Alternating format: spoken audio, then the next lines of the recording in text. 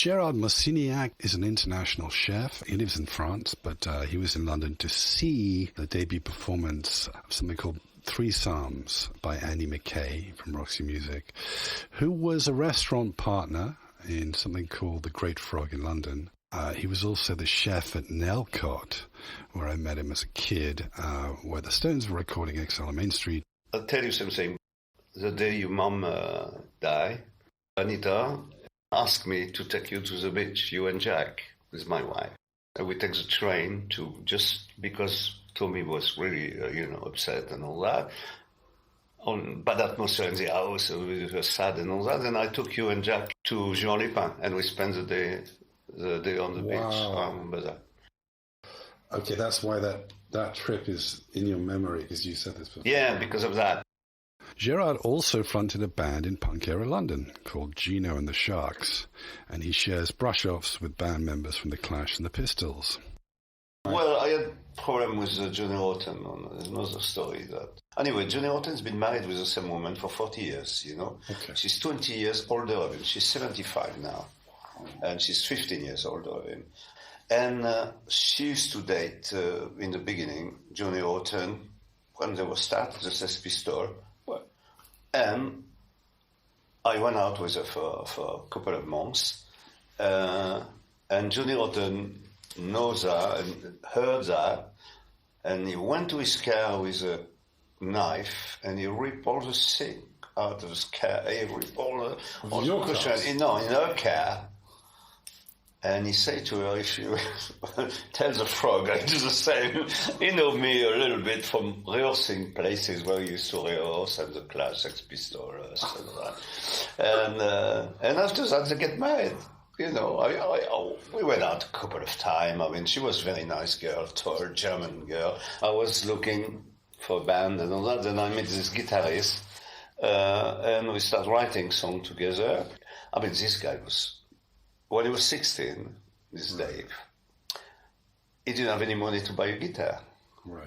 Then he went to his dad's place, and his dad had a gun, a rifle, and he cut it, and he went to a bank to rob a bank to get some money to buy a guitar. He was 16. You don't remember his name? Yeah, then they catch him, of course, and he went in jail for 2 years. What was his name? His name was Dave Mackay. Wow, okay. And we met, and we started writing songs together. Well, him the music, me the lyrics. Then Gino and The Sharks begins. So he was in Gino and The Sharks? Yeah, he was in Gino and The Sharks. Well, he was crazy. They were all crazy, because... Okay. And the drummer was... very, very good drummer who played with Billy Idol, Snatch, Johnny Turner.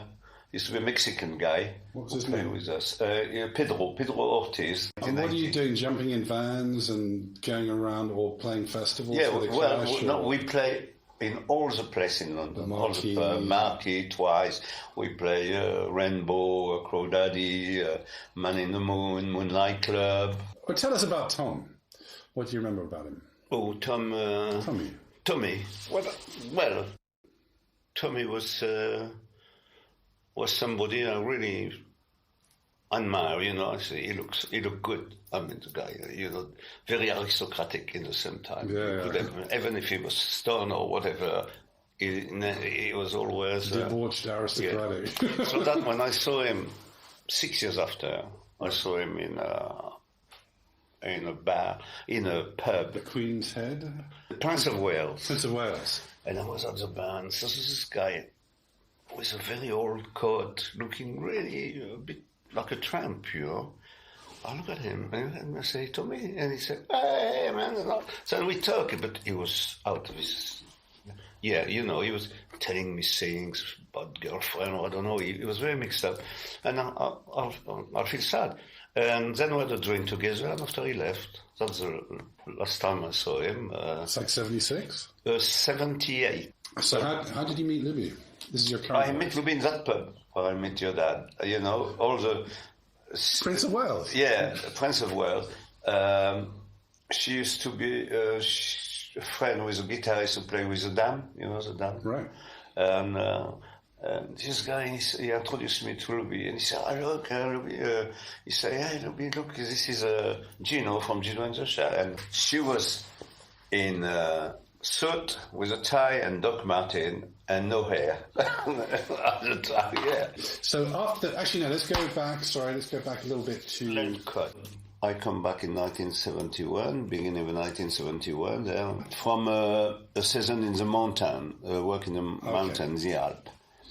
And my mom had a friend, she was the governant of Nellcote, you know, this German lady, the proprietor.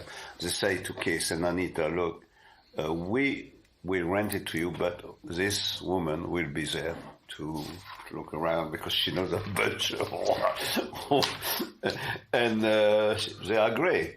The family was German, very straight and all that, and they rent their house. But I think they did it because Anita was fluent in German and all that. She's not the owner, but this governor.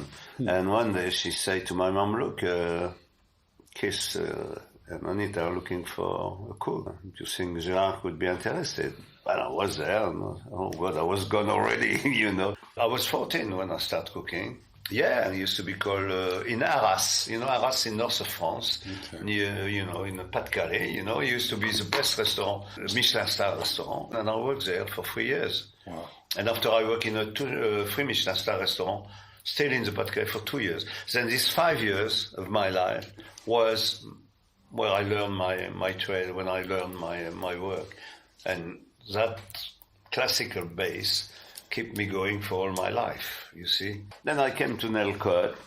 I remember I had hair up to here, you know, then I put on my hippie clothes and all that, and you know. And I went there and I saw Anita coming. And Anita, she had a tiny little short and looking so sexy and so pretty. And Anita could be very charming when she wanted to. You know, she came and we talked, and she said, "Well, do you want to see Kees?" I said, "Yeah." Then we went to this big room, you know, where in Nellcote, and Kees was sitting, I remember, because he was sitting on some cushion with a guitar. And all the furniture was of the old, of the previous owner was there, but they had put covers on it, like Indian covers and sound system and all that. And Kees was playing acoustic guitar, sitting on this cushion, and he said, "Come here, man." My English was worse of what it is now. It's not very good now, but you know. And I remember he had a bullet as an earring. I remember that. Then we talked for 5 minutes in my broken English. What did they ask you? Nothing. He just talked, and he just said, "You'd like to come to work here?" I say, "Yes." But he said, "See you tomorrow." Well, maybe 5 minutes. Then did he ask you where you'd worked? No, he didn't. I think he didn't care. He just liked my look, and well, it was fast. 5 minutes. He said, "See you tomorrow." Then the day after, I came with my wife. At the time, I was married 3 months before I came to Nellcote. What was your wife's name then? Colette. She used to hang around with all the people there, with your dad, and you know, they used to go to. I was to work, but she just a good time. And I came, and I live in the little pavilion, you know, at the entrance of Nellcote. With the chauffeur? Yeah. I mean, he was the chauffeur, but he was broad. Yeah, well, he used to drive me every morning at the market to do my shopping. Right. Then, you know, he had... Kees had 3 or 4 cars, and he had this Maserati open, you know, with a Citroën Maserati. He had a Blue Lena, which was a Bentley, and he had a Jaguar. He had the Pontiac open. Yeah. The Citroën, the old Citroën. Yeah. And then he took a car. I don't drive. I don't have my license. Then we took a car and we went to the market together, you know, this big gate open, and all the people, the fun, you know, there was always plenty of fun behind the gate. They ran behind the car, you know. Oh, really? I used to take my English accent. "No, thank you."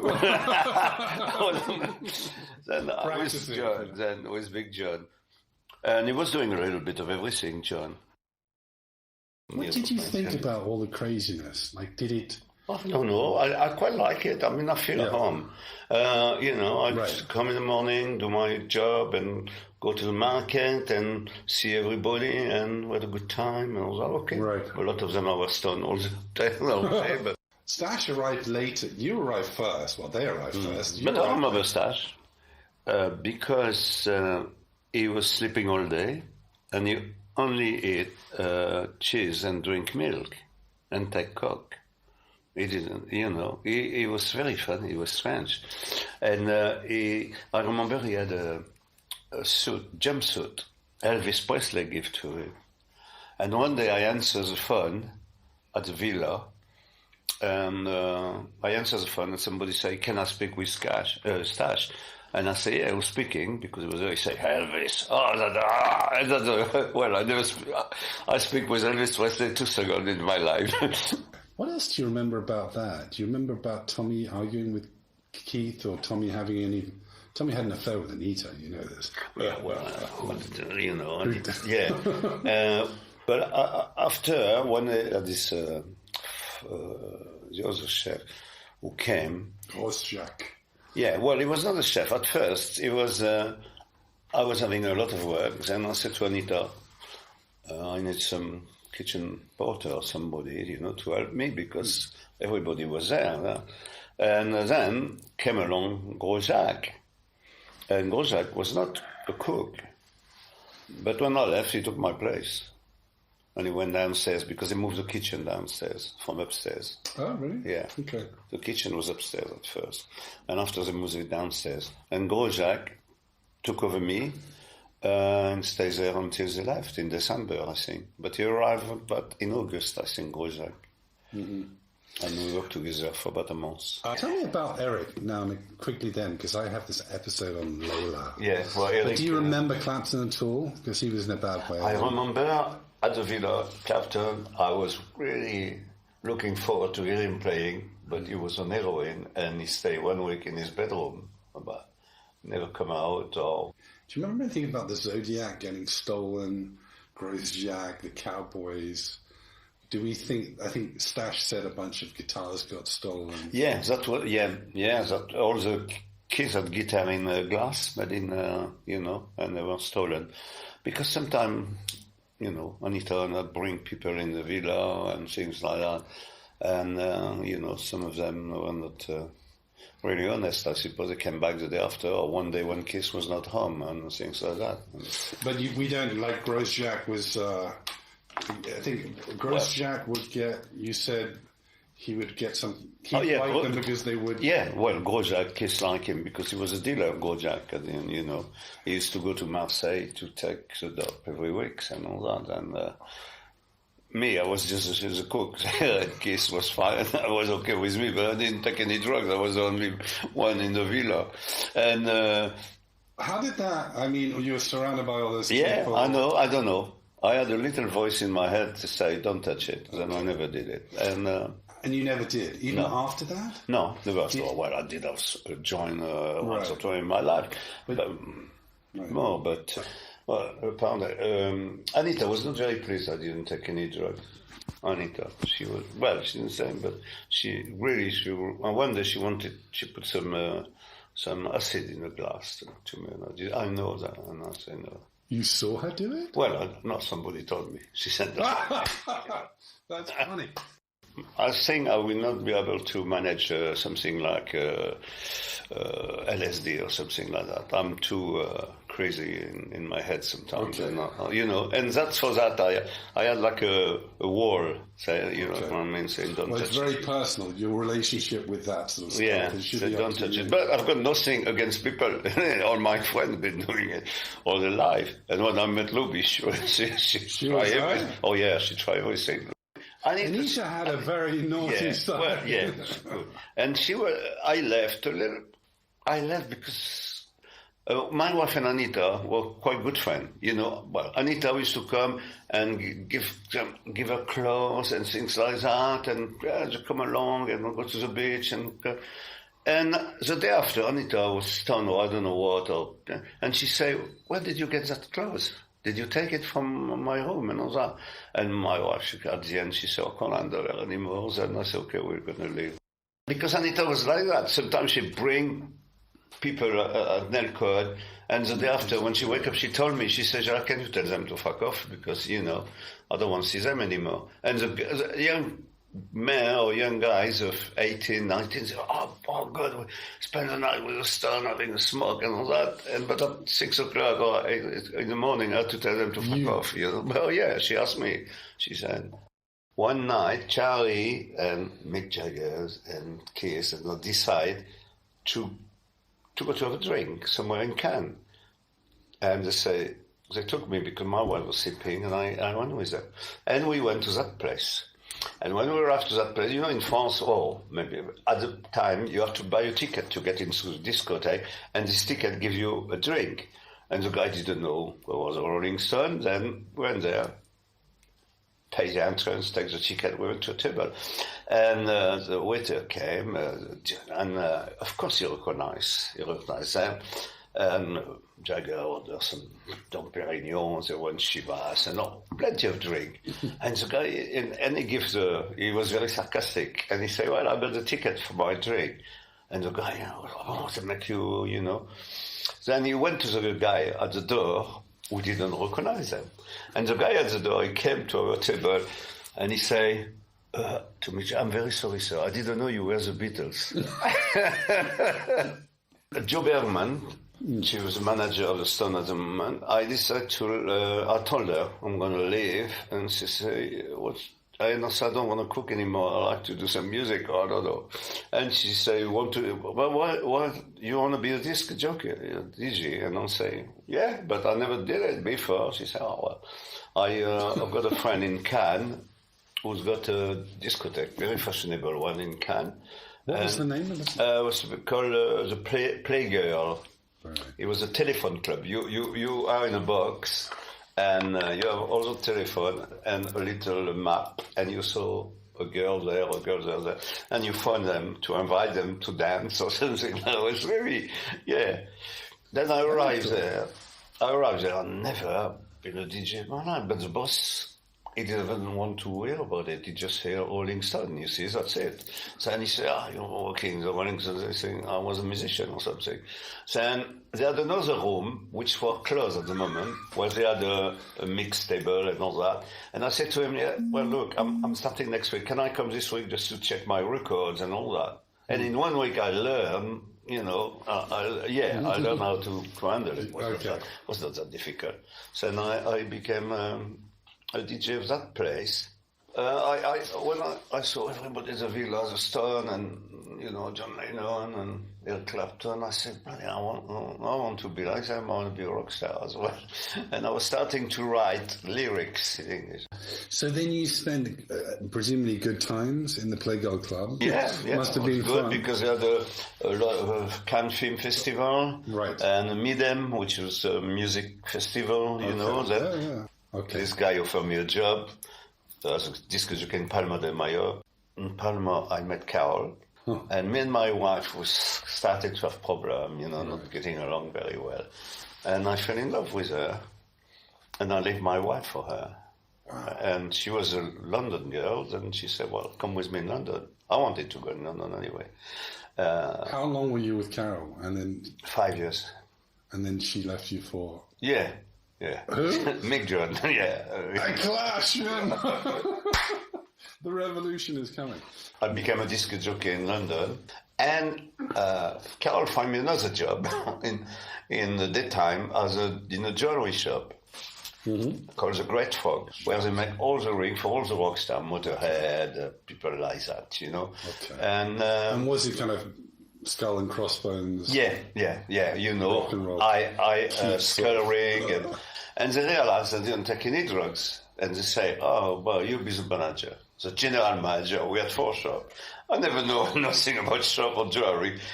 And I became the general manager of the shop, The Great Frog, because I used to take the money in all the shop, count them, put them in the bank, and all because they were out.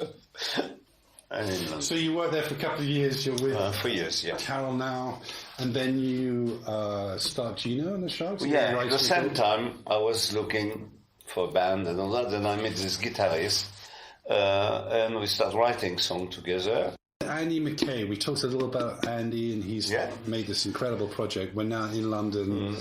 So the restaurant. Yeah. Well, Luby said to me, look, she was pregnant of Monty, our son, the second one, because when I met her, Buster is my adopted son. When she was 17, she married with a guy and had a kid, Buster. He was 3 years when I met him and I adopted him. And she said, look, you know, your band is going nowhere. You're a good chef, everybody knew, I know. And she said, well, you know, just, you know, stop and do something with your life. You're already 30. And you dream. I mean, maybe this band will never make it or something, or you will be, you know, you're too old now. Right. And then a friend of mine had a couple of restaurants in London, and he said to me, yeah, come to work as a chef. I didn't cook for 10 years. But, you know, I learned for 10 years I learned in 3 Michelin-star restaurants, all that, then you don't forget. And that Who's guy... that, Michel? Michel, yeah, Michel Gauthier. Gauthier. Yeah, Michel Gauthier. Okay.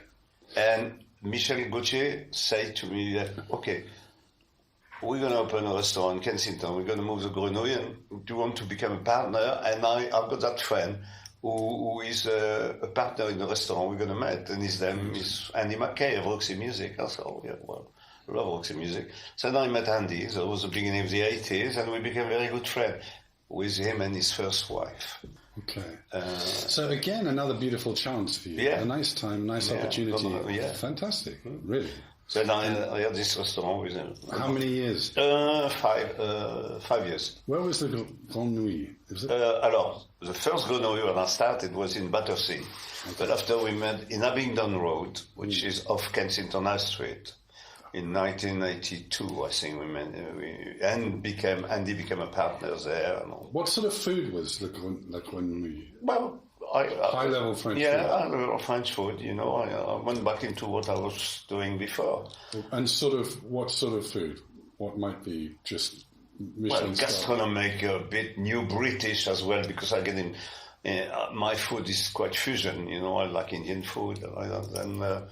Tell me about truffles. How are they found? Are they seasonal? Yeah, yes, truffle is seasonal. And where do they come from? Between end of December to middle of March. They came from a region called Périgord in Dordogne. That's where you live? Where I live now since 2012, yeah. And do you have some special relationship with them? You seem to use them a lot with your cooking. Well, because I work in Sarlat, which is the capital of truffle, Sarlat. Okay. You know, Sarlat is a town in Dordogne, which all the truffle market and what they were. But 50 years ago, they were only Sarlat. What is a truffle? Alors, truffle is a mushroom who grew up under oak. Under oak trees? Yeah. And how do they find them? Before, they used to find them with pigs. Pigs used to come. And after that, now is with dogs. Pigs very rare. Now it's with dog, and sometimes with fly, because they know and they look. And if it's a fly going around, they know it's a truffle there. And they're very expensive. I mean, I was going to say, what do they cost, a kilo? Good ones, 1,000 euro a kilo, sometimes more. And do people, what do they call it? You know, freelance, they go into the woods and just do this for a living? Find truffle? No. Sarlat used to before, but now they produce a couple of ton, you know, now 2,000 kilos, because they came from Vaucluse, a little bit further down France, some from Spain, very good one as well. So they but Sarlat keeps the name, you know, Sarlat, Périgueux keeps the name, Dordogne, Périgueux, Sarlat. What would someone use a truffle in? Anybody, not a chef, but can you tell me how you put together a simple dish? Well, pasta, for example, or risotto with truffle. You don't cook truffle. Black truffle, you can cook them a little. You can. White truffle from Italy, from Alba, they're a lot more expensive. You can't cook them. You just put them, grate them above plate. So it's a seasoning, a little extra seasoning. Well, this mushroom is very, very strong. Okay. If you put a truffle in some eggs, and you in a jar. Grate it, yeah. And you put it in a jar and let the truffle with the eggs. When you do an omelette, your eggs will smell of truffle. Okay. You know, it's very strong. So if you put the eggs in a jar with a bit of truffle. With a truffle, a few days after, you can cook an omelette or a taste of truffle. Anyway, it's a super Sunday brunch. Yeah, people like it or don't like it. You know, you like it or... What else would you put with that? Just some salad and salad, no, hot stuff as well. You can cook it in pastry with pork around. You know, you put some colonnata pork, which is like a ham or, you know, the fat. Put them around the truffle and put it in puff pastry and cook in the oven. So it's like a Cornish pasty? You take the pork and then you put pastry? Well, you take the ham, some ham, you know. Some ham, but quite greasy. Okay. You put that in puff pastry and you cook. The puff pastry will cook, the truffle will not cook. Okay. You know what I mean? Or will, then that's one of the... What's that called? That's truffe... en pâte feuilletée, you know. En croûte, voilà. En croûte, I was going to say. Exile en croûte was my joke. But after that, on salad, it's very good. You can do with scallops, truffle and scallops. Truffle go with a lot of things. Okay, and just at the supermarket we can buy them, maybe? In the supermarket in tin. Amazon, maybe. But not fresh one. You have to go to the market in the place where they sell it. Yeah, fresh one. They do that every week in Charley. Can you give me a quick one of the foods that I was just a kid from England and I didn't know much really good food, and some of the things that I remember your food being incredible, like real French cooking, I experienced for the first time, and also moules marignon. Can you tell me now how would you prepare moules marignon? You've got onion or shallot, chop them very thin, butter, saute the shallot or the onion with butter, add the mussel, some white wine, no salt because of the mussel, and a little bit of parsley, chop parsley, cook them for 2 minutes until they open. That's moule marinière. So that's the real way to do it. That's the real moule marinière. If you can put cream as well in it, but that's another... Okay, so that's kind of a continent... Moule marinière is only white wine, onion, parsley. What is a Dordogne speciality? Magret de canard, foie gras and truffe. So what is... And then how would you... If there's a way to make a simple, like a canard or a duck, how would you prepare that? Well, the magret is like the supreme of the duck. You know, it's the breast? The breast, yeah. Okay. So as opposed to Peking duck, this is Dordogne duck. Yeah, it's very big because of the liver story. You know, they get a liver, they get force feed, so they get a liver 500 grams. Then obviously they're fat because they eat. Even if you don't force feed them, they will do it naturally anyway. Okay. Anyway, you just cook that on the skin because it's quite a bit of fat. Mm-hmm. You know, you just cook it in a hot pan. In a pan. On the skin until it became very brown. Mm-hmm. A little bit on the other side. Put it in the oven for 5, 6, 8 minutes. Mm-hmm. You have to eat it pink. And you just eat it like that, cut in slice, you know, and you put some truffle on top. And maybe a sauce with the bone of the duck. You will do a sauce, and in that sauce you will mix some foie gras in it, and mix it with a mixer to make a sauce. Okay. And you put your duck, the truffle, and this foie gras sauce. And what vegetables would you serve with that? Vegetable, pain snip, pané in French. Butternut, things like that, all vegetables, and they cook that. And they got a kind of potatoes in thin slice called pommes salades. It's very well known. They are fried potatoes in grease, fat, duck fat. So to make butternut squash, what would you do? You just boil them? Well, you can do a mash, like a mashed potatoes with butternut. You know, you can grill them, you can snack them, you can roast them, you know. But for your canard dish, what would you... For my canard, I like to do like a mash, like mix them with salted butter. Yeah, like mashed potatoes. Okay. And anything secret for the mashed potatoes? Garlic anything. and butter. Well, you always put a little bit of real potatoes, maybe 3/4 of butternut and 1/4 of potatoes. Then you mix the butternut separately in a mixer, and it will become a little bit liquid. But after that, you add the potatoes in it, and you whip them a lot, and put some half salted butter. And then it will give a fluff, and you make it and maybe a little bit of truffle oil or something in it. We've got truffle oil, walnuts oil, because walnuts in Charley as well, in Dordogne, they do a lot of walnuts. It's the second producer in France of walnuts. The last 20 years of my cooking life, I started working with a 5-star hotel brand, Sofitel, and I began in Corsica. I sold my restaurant in south of France, and I became executive chef. I stayed in Corsica 8 years, and I really love Corsica. That's my second home. And after that, I went into expatriation with Louis. Then I went in Aswan, in Egypt. Which place did you like? Any interesting food or stories? Which place I really love is Mauritius. My best place was my last one in Seoul. So, Korea. Yeah, in South Korea. I had 120 staff in my kitchen, 90 chefs. Hotel restaurant? Or? Yeah, hotel, still for the same brand. Sofitel. Yeah, for 5-star. And I had 120 we were. We had 5 restaurants, one French one, which was my image in it, French, we had Japanese, and I had a chef in each restaurant, and I used to manage. Wow. And the Korean, like the Japanese, never let work all day without mourning, not like in France. Take holiday twice a year, 4 days.